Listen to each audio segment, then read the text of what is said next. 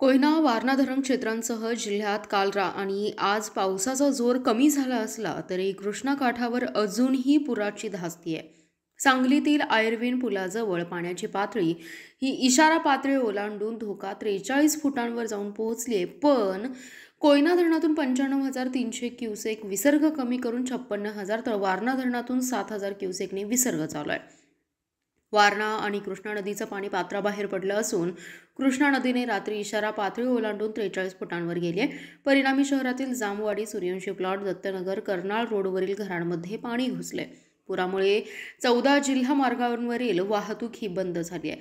तसेच महापालिका क्षेत्रासह वाळवा, पलूस, शिराळा तालुक्यातील 183 कुटुंबातील 737 लोकांचं प्रशासनाने स्थलांतर केलंय. कोयना धरण पाणलोट क्षेत्रात पावसाने उसंत घेतल्याने विसर्ग कमी करण्यात आलाय.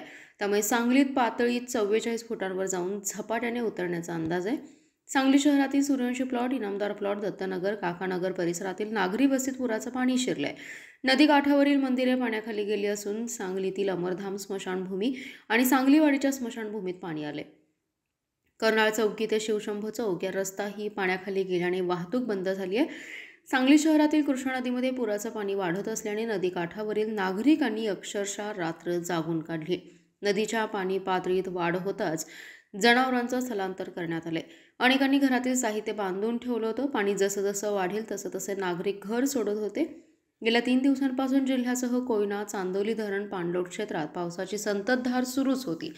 वारणा आणि नौजा क्षेत्रात अतिवृष्टीची नोंद झाली होती. असं असतानाच आज सकाळपासून पाऊस थांबला आणि सूर्याचं दर्शन झाल्याने नागरिकांनी सुटकेचा निश्वास सोडलाय.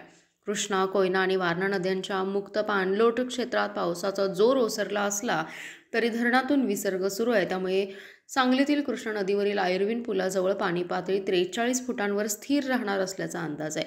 त्यामुळे ग्रामस्थ आणि नागरिकांनी सतर्क राहण्याच्या सूचना प्रशासनाकडून दिल्या आहेत. दरम्यान कृष्णा आणि वारणा नदीला पूर आल्यामुळे जिल्ह्यातील 14 जिल्हा मार्ग बंद झाले असून तेथील वाहतूक अन्य मार्गाने वळवली आहे. वारणा नदीचं पाणी पात्राबाहेर पडलं असून नदीकाठचं पीक पाण्याखाली गेलंय.